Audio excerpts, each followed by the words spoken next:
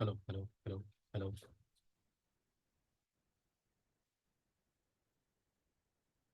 Hello hello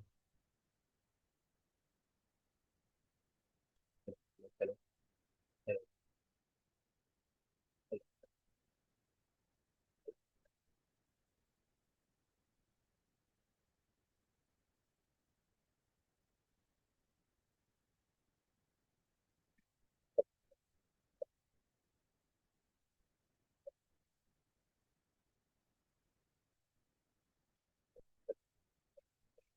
hello hello hello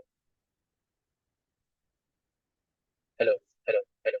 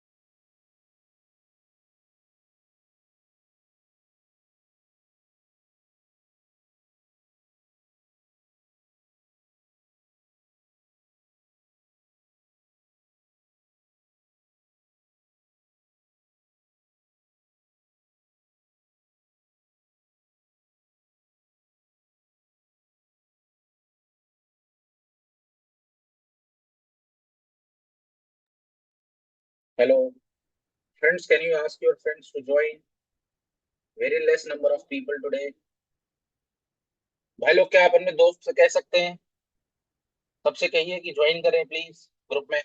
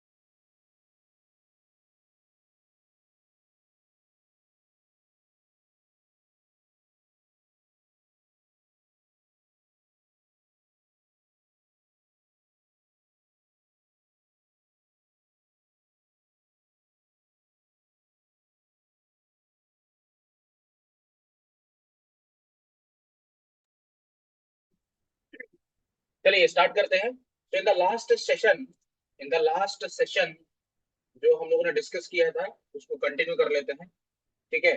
तो more over जो हम लोगों ने डिस्कशन किया था मोर ओवर जो हम लोगों ने डिस्कशन किया था वो हम लोगों ने वो हम लोगों ने फॉर्म्स को कंप्लीट कर लिया था, राइट? फॉर्म्स को कंप्लीट कर लिया था। एंड नाउ आज हमें जो स्टार्ट करना है वो बेसिकली वो बेसिकली सबसे ज्यादा इंपॉर्टेंट कॉन्सेप्ट है। क्यों इंपॉर्टेंट कॉन्सेप्ट है? क्योंकि जो आपका वेबसाइट का स्ट्रक्चर होगा, जो आपका वेबसाइट का स्ट्रक्चर होगा वो उसी से बनेगा। ठीक है, तो आज की क्लास मिस मत करिएगा। क्या मेरी स्क्रीन दिख रही है? Please check everybody, is my screen visible? Very good, very good. तो today we shall study about, तो हम लोग किसके बारे में पढ़ेंगे? आज हम लोग पढ़ेंगे div टैग के बारे में। div tag, okay, div tag के बारे में पढ़ेंगे। किसके बारे में पढ़ेंगे भाई लोग? div टैग के बारे में पढ़ेंगे। किसके बारे में पढ़ेंगे? div tag, div tag. ठीक है, अब div टैग होता क्या है? तो सबसे पहले मैं आपको बता देता हूं, it is the most important element, it is the most important element of the HTML। HTML का सबसे इंपॉर्टेंट हिस्सा होता है div। ठीक है, और div किस लिए यूज किया जाता है? It is used to divide, divide the page layout, the page layout in different sections, page layout in different sections, in different sections. ठीक है, डिफरेंट सेक्शंस। ठीक है, आप इसी का यूज करके, using div you can design various shapes. आप दुनिया भर के शेप्स डिजाइन कर सकते हैं, जैसे कि स्क्वायर, रेक्टेंगल, ठीक है, सर्कल, ठीक है, then trapezium, triangle, etcetera etcetera. ठीक है, तो ये कुछ प्राइमरी शेप्स है जिनको यूज करके आप डिफरेंट डिफरेंट लेआउट्स बना सकते हैं। एंड div टैग किस लिए यूज किया जाता है? div टैग इसलिए यूज किया जाता है ताकि आप पूरे के पूरे वेबसाइट्स में डिफरेंट डिफरेंट लेआउट्स को काट सकें। ठीक है, ये क्लियर है सबको? ठीक है, इसके बारे में और मैं आपको बता देता हूँ कि div जो होता है, div is a container tag. ये एक कंटेनर टैग है, मतलब div को ऐसे लिखा जाएगा, div स्टार्टिंग और div की यहाँ पर क्लोजिंग कर दी जाएगी। ठीक है, इसे div की स्टार्टिंग टैग बोलते हैं, इसे div का स्टार्टिंग टैग बोलते हैं, स्टार्टिंग टैग। और इसे div का मतलब बेसिकली इसे div का ओपनिंग टैग कहा जाता है, और इस वाले div का इसे क्या बोला जाता है? क्लोजिंग टैग बोला जाता है, closing tag. It is clear for everyone guys? I hope it is very clear for everyone. Yes or no? Please respond. हाँ या ना में जवाब दें। ठीक है, ओके, ग्रेट, बहुत बढ़िया। ठीक है, चलिए, तो अब क्या करना होगा? देखिए, चलिए ध्यान से देखते हैं अब क्या करना होगा। ठीक है, अब देखिए, जब आप div टैग को लिखते हैं, ठीक है, तब div टैग को बनाने से कुछ नहीं होगा। मैं आपको बता देता हूँ, देखो, याद रखना, in general writing just div tag will not give anything, will not generate anything। अगर आप सिर्फ div टैग लगा के छोड़ देंगे तो कुछ भी नहीं होगा, कुछ भी नहीं होगा। एक बात याद रखिए, ठीक है, अगर आप सिर्फ div टैग लगा के छोड़ देंगे तो कुछ भी नहीं होगा, कुछ भी नहीं होगा। ठीक है, इस एग्जाम्पल के तौर पे मैं दिखाता हूँ। ठीक है, एग्जाम्पल के तौर पे मैं दिखाता हूँ। आई विल शो, मैं दिखाता हूँ, एग्जाम्पल दिखाता हूँ। Let me show you the example.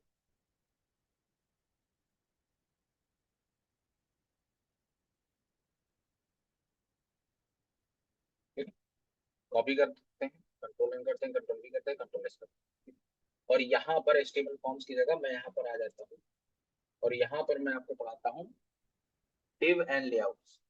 ठीक है, div एंड लेआउट्स पढ़ाऊँ। ठीक है, ये क्लास बहुत इंपॉर्टेंट है, इसको ध्यान से देखिएगा। ठीक है, demo, div demo, div demo dot HTML. ठीक है, ये बनाया, तो मैं यहाँ पर, मेरे पास यहाँ पर दो बार मोटे टेक्स्ट ये लगाया, और ये सब यहाँ से उड़ा देता हूँ। ठीक है, सब कुछ उठा दिया, उठा दिया, और यहाँ पर मैं लिखता हूँ एग्जाम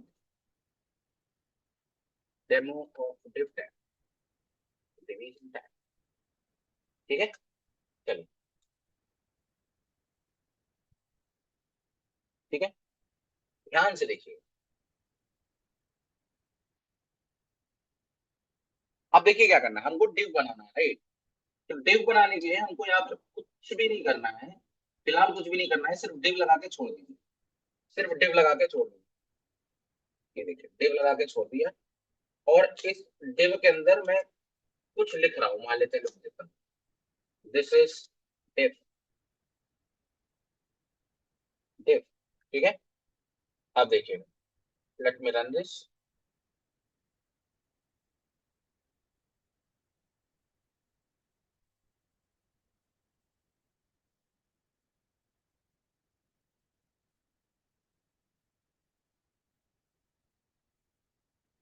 ये देखिए डिव आया।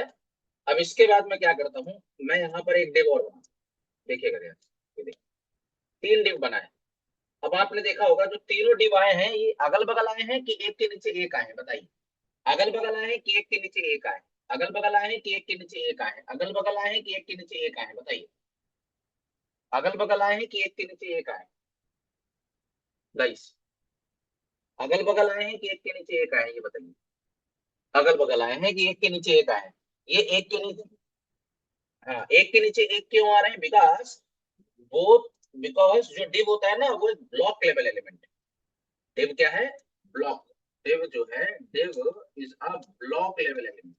तो क्यों ये ब्लॉक लेवल एलिमेंट है, तो इसीलिए एक डिव क्या करता है, एक डिव जो है पूरा का पूरा अपना स्पेस यूटिलाइज करेगा, एंड इसके बाद फिर दूसरा डिव जब लगाएगा तो वो दूसरी लाइन पे आएगा। मतलब आप ऐसे समझिए, इनका बिहेवियर ही ऐसा है कि जितनी बार भी नया डिव बनेगा वो नए नए नए ब्लॉक को लेगा, मतलब हर बार न्यू लाइन में जनरेट होगा, ठीक है जी, ठीक है। तो अब हम शेप कैसे बना सकते हैं, तो सबसे पहले देखते हैं how we can make shape, ठीक है। तो हाउ टू मेक डिब्बा, डिब्बा कह लीजिए, और और स्क्वायर यूजिंग डिव, ठीक है। स्क्वायर और रेक्टेंगल, स्क्वायर और रेक्टेंगल, ठीक है। ये सबसे पहले रेक्टेंगल बना, रेक्टेंगल और स्क्वायर दोनों बना सकते हैं, बस फर्क इतना होगा कि जो हाइट और विड्थ होगी, देखिए मैं आपको बताता हूँ। स्क्वायर, वो आपने लाइन पढ़ी होगी ना कि every square is a rectangle but every rectangle is not an square. तो होगा क्या कि जैसे रेक्टेंगल है, तो रेक्टेंगल रेक्टेंगल जो होगा, रेक्टेंगल जो हम रेक्टेंगल बना रहे हैं, उस रेक्टेंगल का हाइट होगा एच, मतलब हाइट होगा एंड विड्थ होगा H into W, height into width. अब हाइट जो होगा वो डिफरेंट हो सकता है, ठीक है, एंड जो विड्थ हो सकता है वो भी डिफरेंट हो सकता है, करेक्ट। दोनों अलग अलग डिफरेंट डिफरेंट हो, तो जब दोनों आप डिफरेंट डिफरेंट साइज के लेंगे, डिफरेंट डिफरेंट पिक्सल्स के लेंगे, तो रेक्टेंगल बनेगा, ठीक है, क्योंकि हाइट और विड्थ अलग अलग है। लेकिन यही चीज अगर आप हाइट बराबर विड्थ बराबर कर दें, हाइट और विड्थ बराबर कर दें, कि कौन सा शेप बन जाएगा, तो शेप जो बन जाएगा वो स्क्वायर बन जाएगा, चतुर्भुज बन जाएगा, ठीक है, स्क्वायर बन जाएगा, ठीक है, चौकोर बन जाएगा, ठीक है। चलिए, तो इससे पहले, तो डिव डिव को अब थोड़ा सा ना आपको थोड़ा सा मुझे सीएसएस भी बताना पड़ेगा, ठीक है, थोड़ा सा मुझे सीएसएस भी आपको बताना पड़ेगा, ठीक है।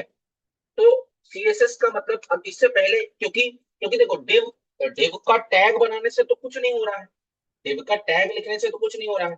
तो अगर आप रेक्टेंगल बनाना चाहते हैं, तो आपको इसमें एक्स्ट्रा स्टाइलिंग करनी पड़ेगी, ठीक है, एक्स्ट्रा स्टाइलिंग करनी पड़ेगी। तो in order to make, any shape we need extra styling, हमको एक्स्ट्रा स्टाइलिंग लगेगी। For that we need style sheet या सीएसएस हमको पढ़ना।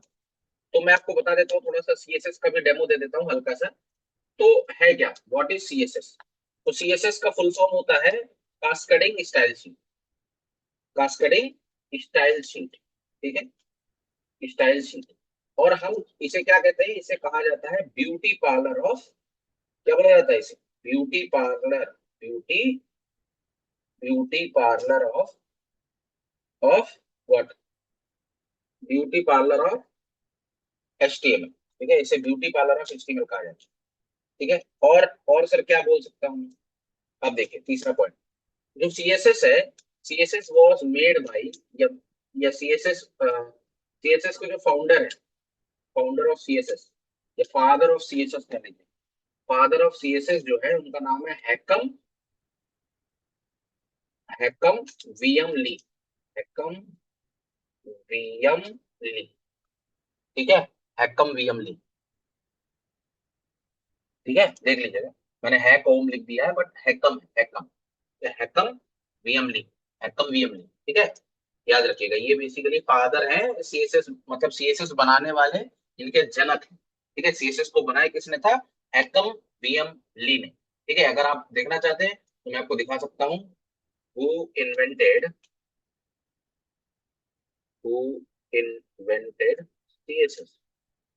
ठीक है, can you see this, Hakon Wium Lie, Hakon Wium Lie, Hakon Wium Lie, Hakon Wium Lie, ये Lie. ठीक है, Hakon Wium Lie, that's it. चलिए आगे बढ़े, बहुत बढ़िया, बहुत बढ़िया, आगे बढ़ते हैं। नेक्स्ट इज सर, तो CSS क्या है, CSS का फुल फॉर्म होता है, याद रखिए मैं CSS नहीं पढ़ा रहा हूं। ठीक है, लेकिन अब क्योंकि क्योंकि हम div के साथ काम कर रहे हैं, तो div में बहुत सारे क्योंकि देखो अकेले HTML की सिर्फ टैग्स के बारे में आप पढ़ते रहेंगे तो टैग्स को आपको रटना नहीं है। ठीक है, आप जब तक आप CSS को अप्लाई नहीं करोगे, बहुत सारे ऐसे टैग्स है बिना CSS के वो काम ही नहीं करते, भाई बात समझ। तो इसीलिए जैसे div टैग है तो बिना CSS के काम ही नहीं करेगा, तो इसीलिए थोड़ी बहुत CSS आपको आनी चाहिए। इसके बाद हम CSS थोड़ा सा डिटेल लेवल पे पढ़ेंगे तो और भी प्रॉपर्टीज के बारे में हम लोग CSS के बारे में पढ़ेंगे। ठीक है, अब CSS चलती कैसे है, तो CSS works on the basis of properties, on the basis of properties. तो जो CSS होती है वो प्रॉपर्टी के बेसिस पे चलती है, प्रॉपर्टी के बेसिस पे। ठीक है, प्रॉपर्टी आपकी जमीन और जायदाद वाली प्रॉपर्टी की बात नहीं है, प्रॉपर्टीज का मतलब बेसिकली सेट ऑफ प्रॉपर्टीज। ठीक है, सेट ऑफ प्रॉपर्टीज, जैसे फॉर एग्जांपल अगर मैं बैकग्राउंड की बात करूं, तो बैकग्राउंड की क्या क्या प्रॉपर्टी हो सकती है, जैसे बैकग्राउंड में, बैकग्राउंड का सर ओपेसिटी हो सकता है। ठीक है, बैकग्राउंड का ओपेसिटी हो सकता है, लीनियर ग्रेडियंट हो सकता है।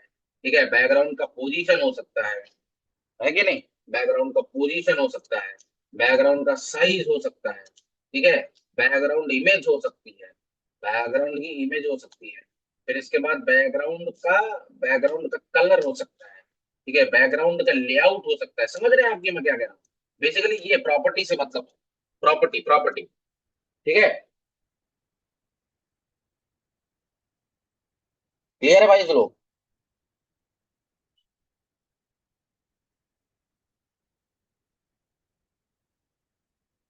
Colour shade, colour shade.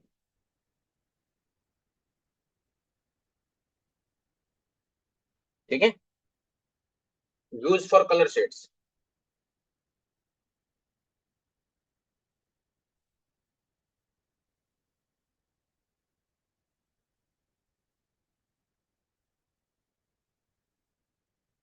ठीक है, मैं एक एग्जांपल है बता रहा हूं आपको कि बेसिकली हम जब भी हम प्रॉपर्टीज की बात करते हैं ना, तो प्रॉपर्टीज का तात्पर्य ये होता है कि भाई हम जो भी फीचर पढ़ रहे होंगे उस फीचर से रिलेटेड प्रॉपर्टी हमको आनी चाहिए। ठीक है, तो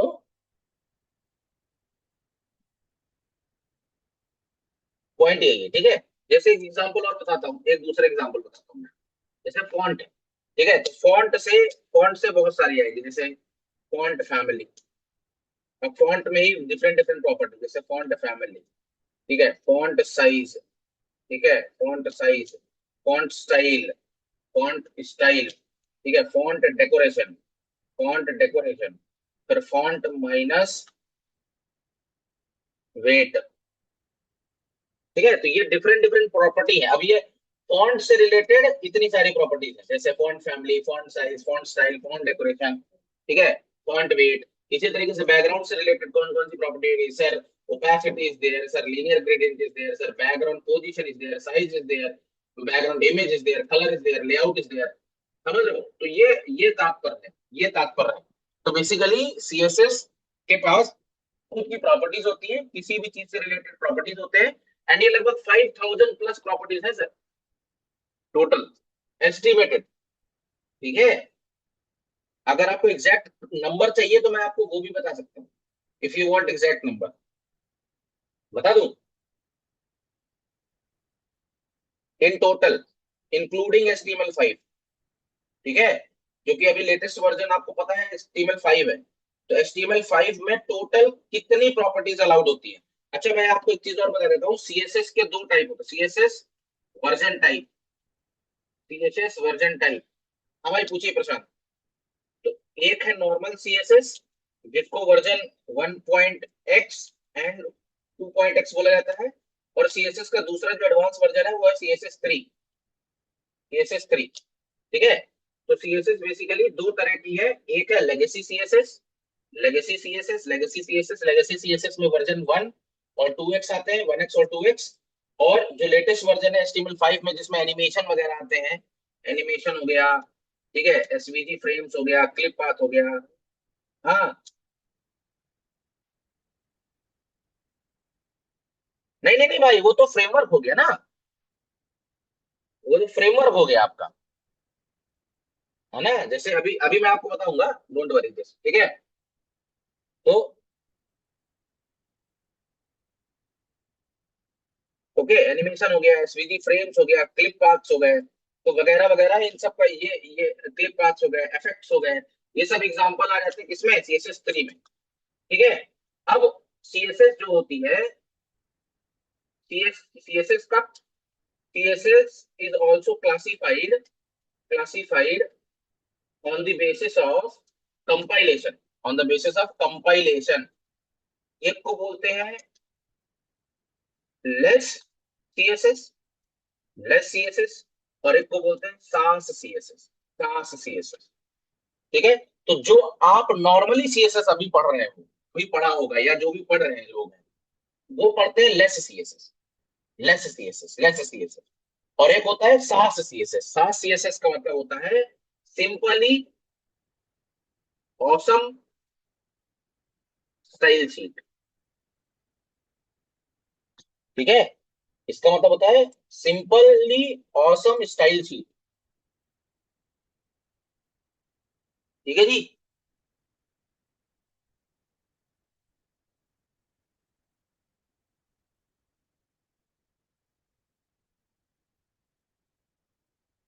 ओके, तो टोटल अगर आप मेरे से पूछोगे तो लगभग कितनी प्रॉपर्टीज है, तो total, in total there are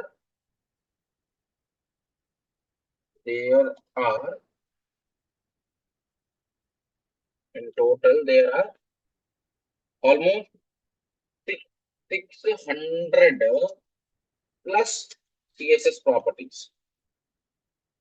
ठीक है, टोटल 600 प्लस CSS प्रॉपर्टीज है, 600 प्लस प्रॉपर्टीज है। ठीक है, 600 प्लस CSS प्रॉपर्टीज है। अब हाँ जी पूछिए। अंशिका, हाथ उठाया आपने, बताइए ना।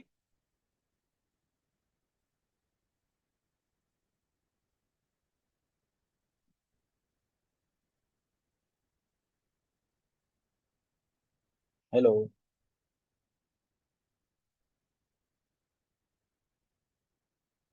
कोई हाथ उठाया, पूछिए ना।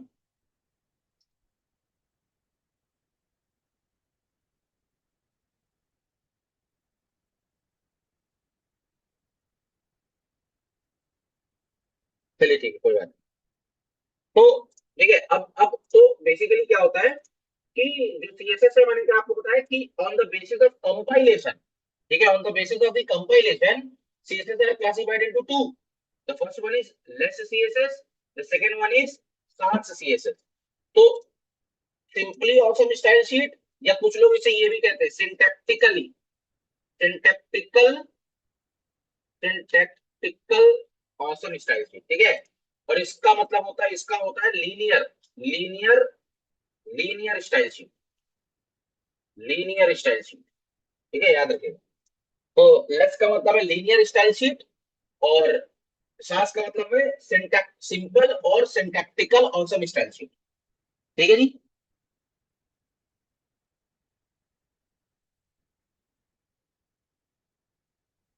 ठीक है। अब इसको पढ़ते लीनियर है, इसको पढ़ते लीनियर है, बट इट्स नॉट लीनियर। ये बेसिकली है ऐसा, लियनर है, लियनर, लियनर। बेसिकली पढ़ते लीनियर है, बट है ये लियनर स्टाइल शीट, लियनर स्टाइल शीट। ठीक है, लियनर स्टाइल शीट।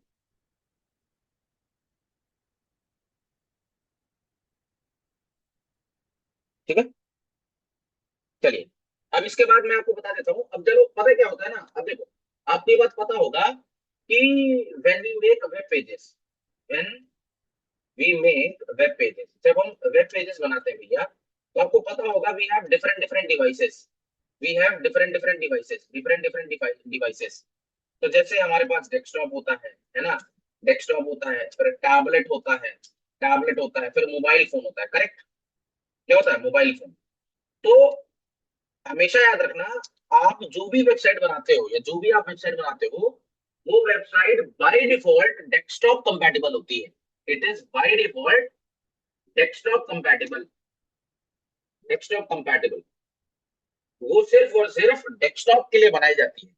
टैबलेट और मोबाइल के लिए दोनों का रेजोल्यूशन आपको पता है ना, कि tablet, tablet tablet and mobile, tablet and mobile का जो रेजोल्यूशन होता है, इसका रेजोल्यूशन बोथ, मतलब इसका भी रेजोल्यूशन डिफरेंट होता है, अरे भाई सबको पता है, इसका भी डिफरेंट रेजोल्यूशन होता है।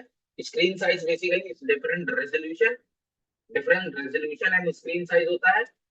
सिमिलरली इसका भी, इसका भी मोबाइल का भी डिफरेंट रेजोल्यूशन और डिफरेंट रेजोल्यूशन और स्क्रीन साइज होता है।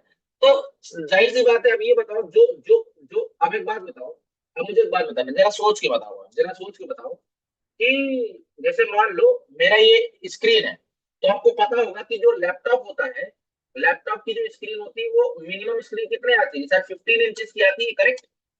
15 इंचेस की आती है।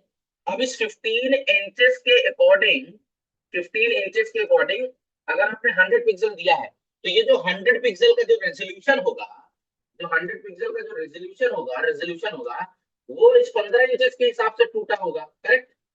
वो 15 इंचेस के हिसाब से डिवाइड हुआ होगा। ठीक है। अब जब आपके, जब आपके डिवाइस का साइज, जब आपके डिवाइस का screen size, display size, basically display size ले लेते हैं, डिस्प्ले साइज मान लो 6 इंच हो गया, या 5.5 इंच हो गया, या 6.6, मतलब 6 इंच हो गया। तो अगर इतना छोटा हो गया, तो सोच के देखो, 15 इंचेस से 5.5 इंचेस या 6 इंचेस की स्क्रीन होती है, करेक्ट, मोबाइल डिवाइसेस की। तो इस 100 पिक्सल को, तो जो यहां पर आपने जो 100 पिक्सल दिया है डेस्कटॉप के केस में, वो 100 पिक्सल इससे डिफरेंस में आएगा कि नहीं आएगा? बताओ, डिफरेंट होगा। इसका 100 पिक्सल 15 इंचेस के हिसाब से होगा, और इसका 100 पिक्सल डिफरेंट होगा, करेक्ट। इसका जो 100 पिक्सल का जो रेजोल्यूशन है, वो किसके हिसाब से एडजस्ट होना चाहिए? 5 और 6 इंचेस के हिसाब से, करेक्ट। इसका मतलब है अलग अलग डिवाइस के हिसाब से अलग अलग आपको लेआउट बनाने पड़ेंगे, करेक्ट। तो डिफरेंट डिफरेंट लेआउट के हिसाब से, डिफरेंट डिफरेंट डिवाइसेस के हिसाब से, ठीक है, as per, as per different devices and platforms, मतलब different different devices and platform के आधार पर, समझिएगा जो मैं क्या कह रहा हूं, as per different devices and platform, we have to क्या, बताओ, बताओ, as per different devices and platform क्या करना होगा हमें? बताओ, different, as per different devices and platform, है ना, डिफरेंट डिवाइसेस और प्लेटफॉर्म के आधार पर हमें क्या करना पड़ेगा? क्या करना पड़ेगा भाई लोग, बताएं, क्या करना पड़ेगा? डिफरेंट डिफरेंट डिवाइसेस और different different desktop, different different के हिसाब से we need to, we need to, we need to design the web page, और no, we need to design web pages. ठीक है। तो इसका मतलब ये है कि हमें डेस्कटॉप के लिए अलग सीएसएस लिखना पड़ेगा, अलग सीएसएस लिखना पड़ेगा, और टैबलेट के लिए हमें अलग सीएसएस लिखना पड़ेगा, करेक्ट। सिमिलरली मोबाइल के लिए भी हमको डिफरेंट सीएसएस लिखना पड़ेगा कि नहीं लिखना पड़ेगा भाई लोग, बताओ, करेक्ट है? यस और नो? सही की गलत? अंततः सत्य है।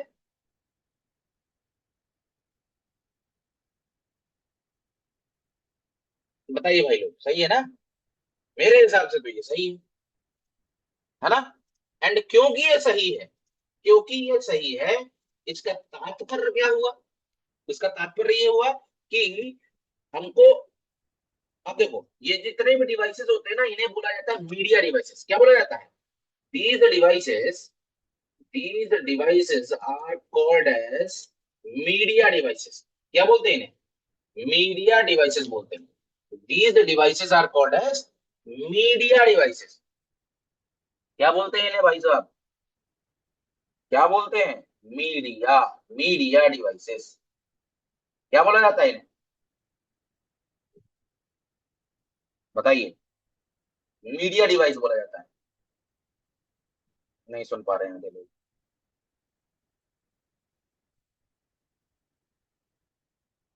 क्या बोला जाता है? Media device. एंड, हाँ,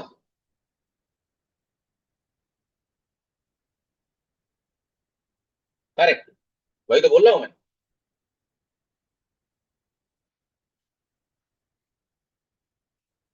अरे भाई वही तो मैं बता रहा हूँ ना, आगे बीच में कूदो मत ना, वही तो मैं बता रहा हूँ। देखो, इन सब डिवाइसेस को क्या बोला जाता है? Media device. ठीक है? अब यही अगली लाइन यही है। ठीक है? तो ये जितनी भी डिवाइसेस आप देख रहे हो, इन डिवाइसेस को बोला जाता है media device. Now, CSS which is written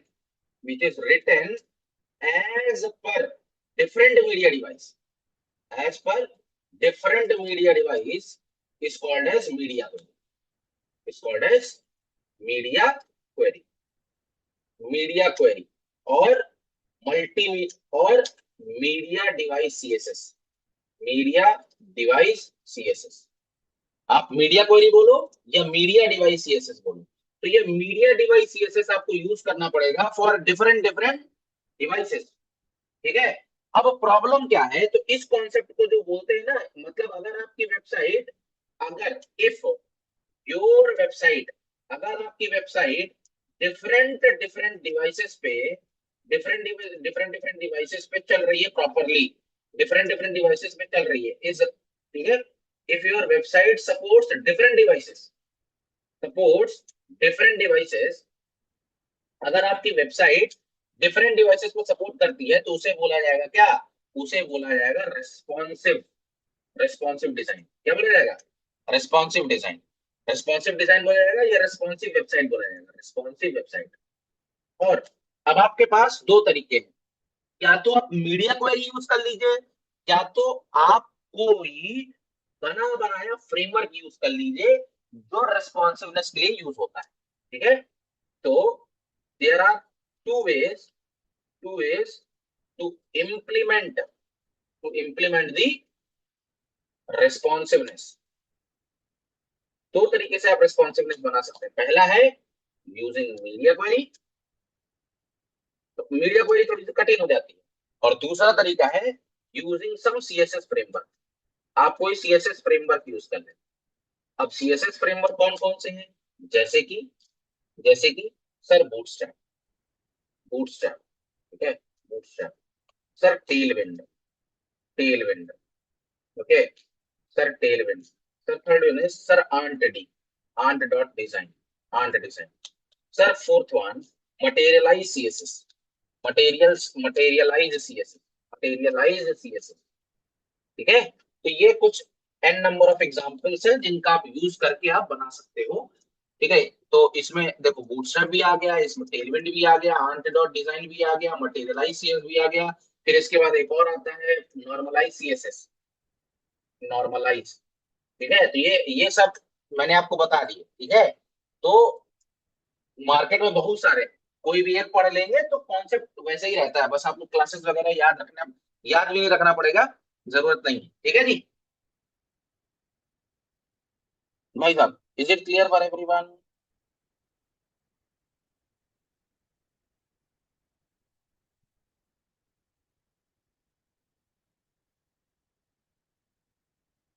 guys, is it okay?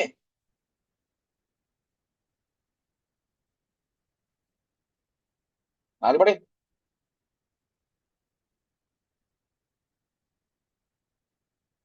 चलिए, ठीक है।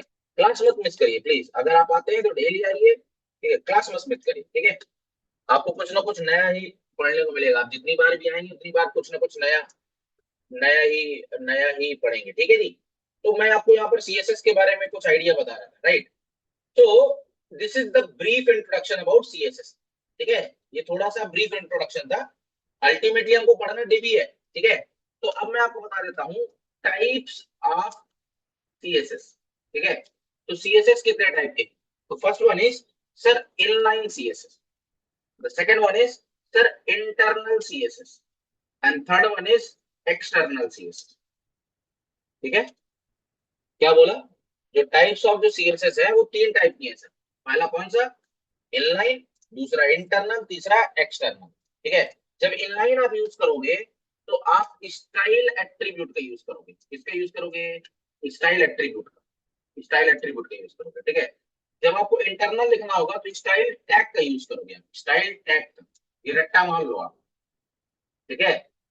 और जब एक्सटर्नल सीएसएस का यूज करोगे तब आपको लिंक टैग का यूज करना पड़ेगा, लिंक टैग, ठीक है। लिंक टैग का यूज करना पड़ेगा to link the external CSS style dot C, ऐसा, क्लियर है। आई बात समझ, क्या बोले कि अगर आपको इनलाइन सीएसएस लिखना है, इनलाइन इनलाइन सीएसएस लिखना है, अगर आपको इनलाइन सीएसएस लिखना है, ठीक है, तो आप स्टाइल टैग का यूज करोगे। अगर आपको इंटरनल सीएसएस लिखना है तो आप स्टाइल टैग का यूज करोगे। और अगर आपको एक्सटर्नल सीएसएस लिखना है तो आप किसका यूज करोगे, स्टाइल सीएसएस, मतलब अलग से फाइल बना के अगर आपको लगाना है तो एक्सटर्नल सीएसएस का यूज, ठीक है। तो पहले इन तीनों का एक बार डेमो देख लेते हैं ताकि आपको थोड़ा सा कंफर्टेबल फील हो, ठीक है। चलिए, क्लियर है, बताओ, ठीक है। तो जैसे मान लीजिए जैसे ये डिव है, राइट। अब मैं इसमें सबसे पहले इनलाइन लिख रहा हूँ, तो इनलाइन के लिए मुझे ऐसा लिखा, मैंने लिखा colour colon red, colour colon red लिख दिया, ठीक है। कलर कोलन रेड लिखा, देखो ये रेड हो गया, ठीक है। तो ये कैसा हो गया, ये हो गया कैसा, ये हो गया इंटरनल, ये इंटरनल है कि इनलाइन है, कैसा ये इनलाइन है कि इंटरनल, ये इनलाइन, इन लाइन, ठीक है। अब देखो मैं यहाँ से इनलाइन हटा दिया, फिलहाल इनलाइन हटा दिया, ठीक है। इनलाइन का आइडिया मिल गया, इनलाइन का आइडिया मिल गया आपको, इनलाइन कैसे लिखते हैं, ठीक है। इसका कलर बदलना है, आप इसको लिख सकते हैं स्टाइल कलर ग्रीन, ये लो, काम पता, ये हो गया इनलाइन, ये लो। इसका कलर बदलना है, क्या लिख सकते हैं, style equal to colour blue, very simple, ये दो, सही है सर। तो दिस इज इनलाइन, ठीक है, इसे इनलाइन कहते हैं। इनलाइन का मतलब विद इन द लाइन लिखना, with in the line, with in the line. देखो हमने इसको एक ही लाइन में लिखा है कि नहीं लिखा, विद इन द लाइन लिखा है। जब हमने इसको टैग के विद इन द लाइन लिखा है, इसीलिए इसको बोलेंगे क्या, इन लाइन, एक ही लाइन में लिखा गया है, सारी की सारी प्रॉपर्टी जो हम लिख रहे हैं वो एक ही लाइन में लिख रहे हैं, इसीलिए बोला जाता है इसे क्या, इन लाइन सीएसएस, क्या बोला जाता है, इन लाइन सीएसएस, ठीक है। अब मैं क्या कर रहा हूँ, let me take one paragraph, ठीक है। अब मैं क्या कह रहा हूँ, पैराग्राफ लेता हूँ, पैराग्राफ, इधर देखो भाई लोग, भाई लोग, इधर देखो पैराग्राफ ले रहा हूँ, साथ ही साथ यहाँ पर एंकर टैग ले रहा हूँ, एंकर टैग, एंकर टैग, ठीक है, ये लो, ठीक है। एक पैराग्राफ टैग ले लिया, ठीक है, ये पैराग्राफ टैग ले लिया। अब इस पैराग्राफ में लिख रहा हूँ दिस इज पैराग्राफ वन, और इस पे लिखूंगा दिस इज पैराग्राफ टू, ठीक है जी। और यहाँ मैंने लिख दिया दिस इज, या गो टू,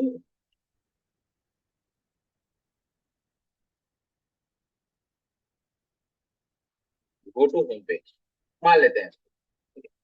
और यहाँ पर मैं ऐसे, यहाँ पर अभी मुझे कहीं नहीं जाना, ठीक है। तो मैंने कुछ ऐसा बना रखा है, देखिए, ठीक है। अब अगर आप ध्यान से देखेंगे तो ये दो पैराग्राफ है, करेक्ट, दो पैराग्राफ। अब अगर मैं इन दो पैराग्राफ को मैं इंटरनल सीएसएस लगाना चाहता हूँ, इंटरनल, इंटरनल तो मुझे कहाँ लिखना है, अच्छा ये बताओ स्टाइल टैग किसके अंदर आता है, हेड का एलिमेंट है ना, ये तो पता है सबको, स्टाइल टैग हेड का एलिमेंट है। आपको मैंने 8 एलिमेंट पढ़ाए थे, याद होगा, 8 एलिमेंट पढ़ाए थे, जिसमें से मैंने आपको बताया था कि ये 8 एलिमेंट हैं जो कि हेड में यूज होते हैं, और बाकी हेड के अलावा जितने बचे, हेड के अलावा जितने बचे 110, 110 में से 8 होते हैं कहाँ पर, हेड में, और बाकी जो बचे वो कहाँ जाते हैं, बाकी जो बचे वो कहाँ जाते हैं भाई लोग,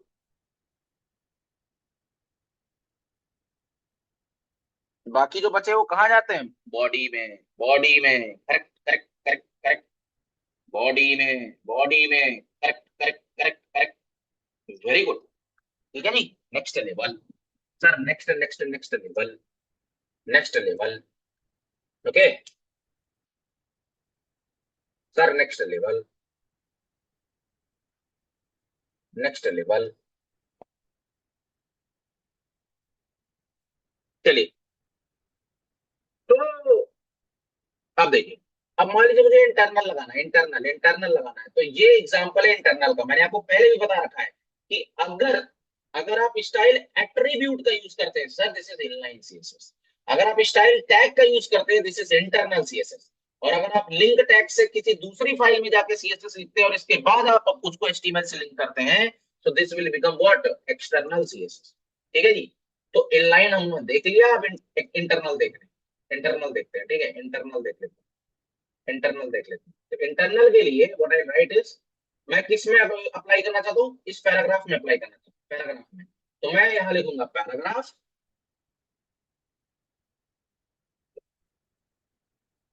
ठीक है, पैराग्राफ। और यहां पर मैं लिखता हूँ स्टाइल पैराग्राफ। और मैंने यहां लिख दिया कि इसका कलर जो है, कलर कर दो रेड, कलर कौन सा? Colour red. See this, colour red, colour red. Can you see this? दोनों का रेड हो गया, दोनों का रेड हो गया। क्यों दोनों का रेड हो गया? क्यों दोनों का रेड हो गया? क्योंकि आपने लिखा कि पी में जो कलर लगाना है वो रेड लगाना है। अब पी, जहां जहां भी आपको पी मिलेगा, जहां जहां पे भी आपको पी टैग मिलेगा, वहां हर जगह कलर कैसा हो जाएगा? वहां पे क्या हो जाएगा? बताओ, क्या हो जाएगा? रेड हो जाएगा। ठीक है। अब देखो, अब एक बात नोटिस करो, देखो एक चीज नोटिस करना। अब देखो, अब आप कहोगे सर मुझे इसको तो ग्रीन करना था, इसको तो ग्रीन करना था, यह है। ठीक है। तो अब आप यहाँ पर स्टाइल टैग लगा सकते हो, इंटरनल वाला, इंटरनल वाला लगा सकते हो। और इसमें लिख दोगे कलर ग्रीन। तो कॉन्सेप्ट यहाँ पर ऐसा चल रहा है, कॉन्सेप्ट ऐसा चल रहा है कि देखो, कि इससे आपको एक बात समझ में आएगी कि इसकी एक प्रायोरिटी है। क्या प्रायोरिटी है? क्या प्रायोरिटी? प्रायोरिटी ये है कि जो इंटरनल वाला है, इंटरनल वाला तो इनको रेड करने की कोशिश किया, दोनों को कलर रेड किया। ठीक है, ठीक है। अच्छा, आपने एक चीज नोटिस किया होगा, होली खेला है सबने, सबने होली खेली होगी, करेक्ट? सबने होली खेली होगी। ठीक है। अब होली में कुछ कलर्स होते हैं, कुछ कलर होते हैं, और आपने देखा होगा पहले तो गुलाल होता है, गुलाल। ठीक है। गुलाल के बाद एक पक्का कलर होता है, पक्का कलर, रेड कलर होता है, रेड कलर। ठीक है। रेड के बाद फिर हरा कलर होता है, रेड कलर होता है, हरा कलर होता है। ठीक है। तो अगर गुलाल लगाया तो गुलाल का मतलब हो गया एक्सटर्नल, गुलाल का मतलब हो गया एक्सटर्नल। ठीक है, गुलाल का मतलब हो गया एक्सटर्नल कलर। ठीक है। अब गुलाल के ऊपर जब आप पक्का कोई भी सेकंड कलर लगा दें, जैसे रेड कलर लगा दिया, ठीक है, तो वो क्या करेगा? गुलाल के ऊपर, गुलाल के ऊपर वो लग जाएगा। समझ रहे हो? तो जो गुलाल वाला कलर है वो गायब हो जाएगा, फिर वो लाल लाल दिखने लगेगा। करेक्ट। रेड रेड उसका चेहरा हो जाएगा, ग्रीन ग्रीन जैसा कलर हो जाएगा। बट बट एक और आता है, आपने देखा होगा सिल्वर कलर आता है, सिल्वर कलर, सिल्वर कलर और गोल्डन कलर आता है। देखा है कभी? है ना? अगर वो आपने लगा दिया तो गुलाल भी गया, रेड भी गया, ब्लू भी गया, सारे कलर गायब हो जाएंगे। आप पूरे के पूरे अल्युमिनियम जैसे दिखने लगोगे, सिल्वर जैसे दिखने लगोगे। समझ रहे हो? तो हर कलर की अपनी प्रायोरिटी है, हर कलर की अपनी क्या है? प्रायोरिटी। तो कॉन्सेप्ट यहां पर ये कहता है कि प्रायोरिटी, प्रायोरिटी क्या है? देखिए प्रायोरिटी ऐसे मैं आपको बता देता हूँ। प्रायोरिटी ऑर्डर क्या है? प्रायोरिटी ऑर्डर ऐसा है कि एक्सटर्नल से ज्यादा पावरफुल है कौन? इंटरनल। ये ऐसा कर लेते हैं कि एक्सटर्नल से ग्रेटर है कौन? इंटरनल। और इंटरनल से ज्यादा पावरफुल है कौन? इनलाइन। तो मतलब अगर एक्सटर्नल, इसका मतलब अगर एक्सटर्नल नहीं काम कर रहा, तो मतलब एक्सटर्नली आपने कोई कलर लगा रखा है। लेकिन अगर वहां पर इंटरनल सीएसएस लग जाएगी तो इंटरनल को प्रायोरिटी मिल जाएगी। लेकिन अगर इंटरनल लगा हुआ है और किसी ने इनलाइन सीएसएस लगा दी, तो इंटरनल जाएगा तेल लेने, और इनलाइन सीएसएस में जो प्रॉपर्टी लगी होगी वो अप्लाई हो जाएगी। समझ में आ रही बात? बताओ भाई। ठीक है, तो इसी तरीके से देखो, तो इसका कलर वैसे रेड था, इसका कलर वैसे रेड था, इंटरनल ने इसका कलर रेड कर रखा था, बट क्योंकि ये आपने इनलाइन लगा दिया तो इनलाइन की प्रायोरिटी हाई है, तो जब इनलाइन की प्रायोरिटी हाई होगी तो भले ही इसका कलर लाल है, बट इसको इसने ग्रीन कलर से पोत दिया। इज दिस क्लियर भाई साहब? I hope it is very clear. ठीक है जी, बहुत बढ़िया। अगर आपको ये समझ में आ गया, ठीक है, मान लेते हैं आपको ये बात समझ में आ गई है, तो अब एक्सटर्नल को भी देख लेते हैं। ठीक है, एक्सटर्नल भी देख लेते हैं, एक्सटर्नल भी देख लेते हैं। तो एक्सटर्नल के लिए आपको क्या करना पड़ेगा, आपको एक फाइल बनानी पड़ेगी, फाइल का नाम लिखना पड़ेगा। फाइल में जैसे मैंने यहाँ पे लिख दिया, यहाँ पर मैं एक प्रॉपर्टी लिख रहा हूँ बॉडी, बॉडी लिखा, और बॉडी में मैंने लिख दिया background colour, background minus colour, और यहाँ पे लिख दिया येलो कलर, येलो। ठीक है, और मैं इसको सेव करूंगा style dot C S S नाम से, style dot C S S नाम से। ठीक है, style dot C S S नाम से मैंने सेव कर दिया। याद रहे कि इसमें कोई टैग नहीं आएगा, क्योंकि ये सीएसएस फाइल है, तो सिर्फ और सिर्फ सीएसएस ही लिखी जाएगी। ठीक है, अब इसके बाद क्या करना है, अब इस सीएसएस फाइल को, क्योंकि ये फाइल है, तो इस फाइल को मुझे अपने एचटीएमएल से लिंक करना है। अब मुझे इस फाइल को एचटीएमएल से लिंक करना है, तो कौन सा टैग यूज करेंगे, लिंक टैग। कौन सा टैग यूज करेंगे, लिंक, लिंक टैग यूज करेंगे, लिंक टैग। ध्यान से सुनो, जैसा नाम वैसा काम। स्टाइल सीएसएस को, स्टाइल सीएसएस मतलब जो सीएसएस फाइल है, एक्सटर्नल सीएसएस फाइल है, उसको मुझे अपने एचटीएमएल के साथ लिंक करना, लिंक टैग। ठीक है, लिंक भी किसका पार्ट है, हेड के अंदर आता है। तो लिंक लगाया, एचआरईएफ लगाया, एचआरईएफ में लिख दिया स्टाइल डॉट सीएसएस, और इसके बाद यहाँ पर रिलेशन लगाते हैं, रिलेशन लिखते हैं स्टाइल शीट, रिलेशन लिखते हैं स्टाइल शीट, और टाइप लिख देते हैं टेक्स्ट आबलिक सीएसएस। जब तक आप ये नहीं लिखोगे नहीं चलेगा। ठीक है, देखिएगा, देखते हैं बॉडी का कलर पीला पीला होता है कि नहीं। देखो बॉडी का कलर पीला हो गया, ए बाबू, बॉडी का कलर पीला हुआ, बॉडी का कलर पीला हुआ कि नहीं हुआ, हो गया पीला। अब बॉडी का कलर हो गया पीला, अब देखो अब इसी बॉडी, तो मतलब बॉडी का कलर, मतलब बॉडी का जो कलर है वो क्या है, बॉडी का कलर, बॉडी का जो कलर है वो एक्सटर्नली अप्लाई किया गया है, एंड बॉडी का कलर क्योंकि एक्सटर्नली अप्लाई किया गया है, ठीक है, तो तो जो है पूरे के पूरे पेज में बॉडी कलर अप्लाई हो रहा है। ठीक है, लेकिन अगर मैं यही लिख दूं बॉडी, अब मैं देखो यहाँ पर इंटरनली लिख रहा हूँ कि जो बॉडी का कलर है, बॉडी का जो बैकग्राउंड कलर है जो पीला था आपने दे रखा। ठीक है, आपने एक्सटर्नल में क्या लिख रखा है, एक्सटर्नल में तो लिख रखा है येलो, लेकिन इंटरनल में मैं क्या कर दूंगा, देखना, इंटरनल में मैं कर दूंगा, इंटरनल में क्या कर दूंगा, इंटरनल में कर दूंगा एक्वा, इंटरनल में कर दूंगा सियान। ठीक है, तो अब जो है किसकी प्रायोरिटी मिल जाएगी, बॉडी की है ना।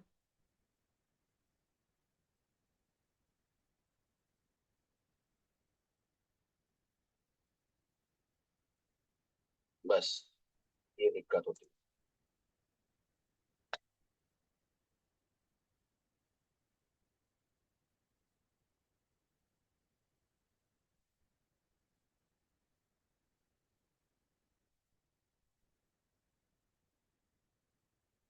वो तो है।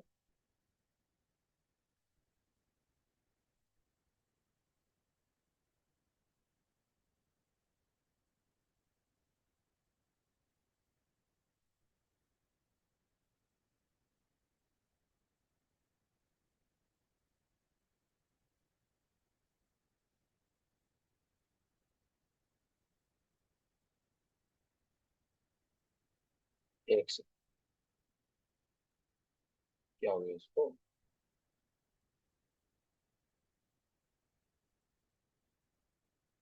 अच्छा एक सेकंड, इसको ना ऊपर लगाना पड़ेगा, इसलिए ऐसा।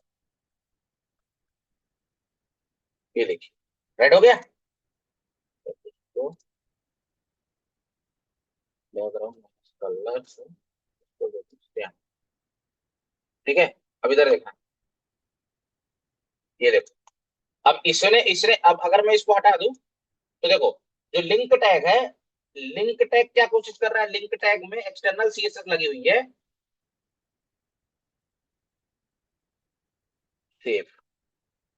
ठीक है, और यहाँ पे मैंने कलर लगा दिया येलो। तो एक्सटर्नल सीएसएस क्या कह रहा है, एक्सटर्नल सीएसएस कह रहा है भैया, एक्सटर्नल सीएसएस कह रहा है कि मैं इसको येलो कर रहा हूँ। अब मैंने आपको क्या बताया कि एक्सटर्नल से ज्यादा पावर होती है, एक्सटर्नल से ज्यादा पावर किसकी होती है, इंटरनल की। अब इंटरनल में मैंने लिख दिया सियान, तो अब इसका कलर सियान हो जाएगा। अब इससे ज्यादा पावर होती है किसकी, इनलाइन की। लेकिन अगर मैंने यहाँ पे लिख दिया क्या, यहाँ पे लिख दिया कि जो बॉडी का कलर है, बॉडी का जो बैकग्राउंड कलर है उसको कर दो ब्लैक, तो अब इसकी प्रायोरिटी है, ये सब कुछ ब्लैक हो गया और बाकी कुछ दिख नहीं रहा है, तो कलर व्हाइट कर दीजिए। आई होप आपको समझ में आ गया होगा, प्रायोरिटी समझ में आ गई होगी। करेक्ट, करेक्ट है। प्रायोरिटी समझ में आ गई भाई लोग सबको, ठीक है, ओके। चलिए, अब जब आपको इतना समझ में आ गया है तो अब आपको एक चीज और बता देता हूँ, एक चीज और बता देता हूँ कि अब आते हैं सेलेक्टर। ठीक है, अब आते हैं सेलेक्टर, सेलेक्टर इन सीएसएस। तो वैसे तो सीएसएस में बहुत सारे सेलेक्टर होते हैं, बट हम बेसिकली 5 टाइप पढ़ेंगे, ठीक है। पहला होगा सिंपल सेलेक्टर, दूसरा होगा आईडी सेलेक्टर, फिर होगा क्लास सेलेक्टर, फिर होगा सिंपल को कभी कभी हम लोग टैग सेलेक्टर भी करेंगे, ठीक है। Simple selector, ID selector, class selector, ठीक है। इसके बाद, ठीक है, इसके बाद आ जाता है यहाँ पर कंपाउंड सेलेक्टर, और last but not the least miscellaneous selector, miscellaneous. बाकी सारे जो टाइप के सेलेक्टर हैं वो सब, मतलब जैसे सिबलिंग सेलेक्टर हो गया, एनथ सेलेक्टर हो गया, डिसेंडेंट सेलेक्टर हो गया, फिर इसके बाद इंसिडेंट स्यूडो क्लास सेलेक्टर हो गया, एंटी स्यूडो सेलेक्टर हो गया, ठीक है। ये सारे के सारे एनथ सेलेक्टर हो गया, ऑड सेलेक्टर, इवन सेलेक्टर, ये जितने भी अलग अलग टाइप के सेलेक्टर है ना, ठीक है, वो सारे के सारे बेसिकली एट्रीब्यूट सेलेक्टर हो गया, वाइल्ड कार्ड सेलेक्टर हो गया, ग्रुप सेलेक्टर हो गया, ये जितने भी अलग अलग टाइप के सेलेक्टर है वो सब मिसलेनियस में आ जाएंगे, ठीक है। वो सब मिसलेनियस में आ जाएंगे। तो बेसिकली है कितने टोटल, पढ़ने 4 है। कौन कौन से सर, सिंपल और tag selector, ID selector, class selector, compound selector और मिसलेनियस सेलेक्टर, ठीक है जी, क्लियर है। अरे बोलो रे, ठीक है। तो आइए पहले आपको इन चारों के आपको दर्शन दिखाते हैं पहले, ठीक है। तो जब हम सिंपल सेलेक्टर की बात करते हैं, सिंपल सेलेक्टर, तो सिंपल सेलेक्टर का दूसरा नाम क्या है, टैग सेलेक्टर, टैग सेलेक्टर। तो अगर आपने देखा हो तो इसका जो सिंटेक्स होता है वो होता है, अभी मैंने आपको दिखाया है सामने, ये देखो, ये जो आपने पैराग्राफ को टारगेट किया ना, ये क्या है, पैराग्राफ क्या बता रहा है, पैराग्राफ ये बता रहा है कि आपने पैराग्राफ टैग को सिलेक्ट किया है।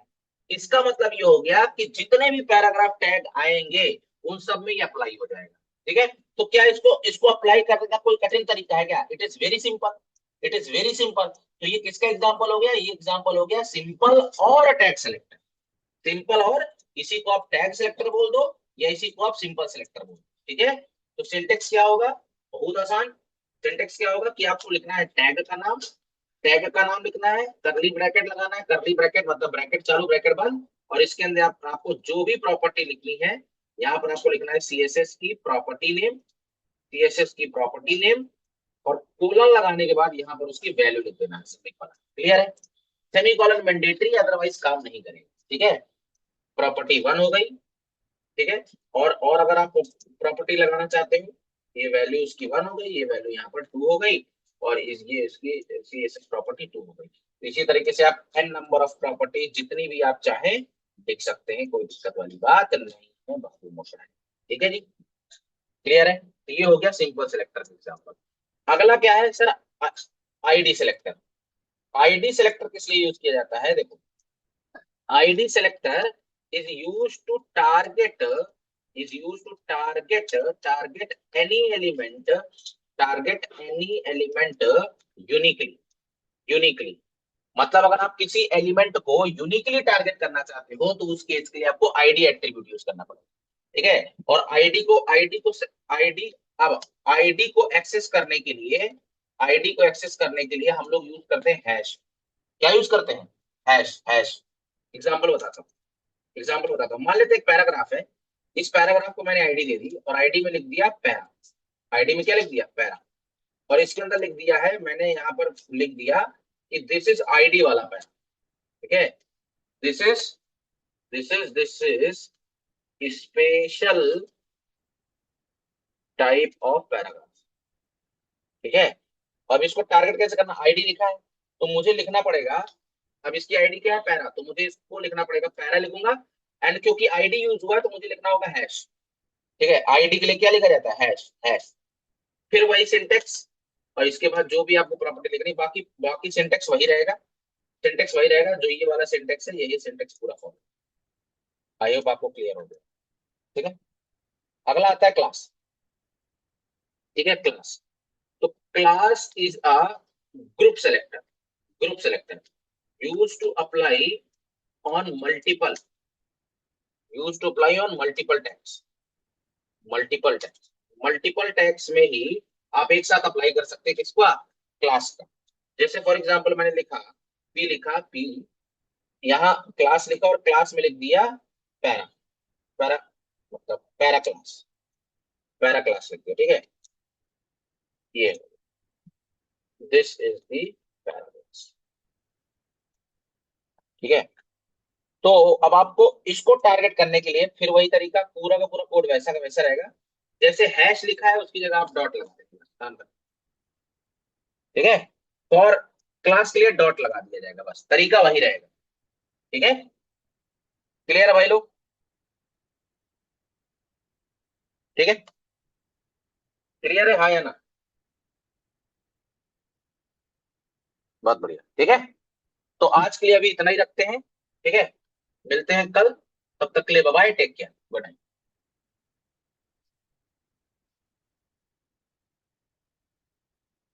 Presenting screenshot I think already done है।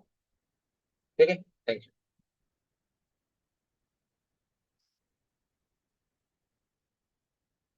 मतलब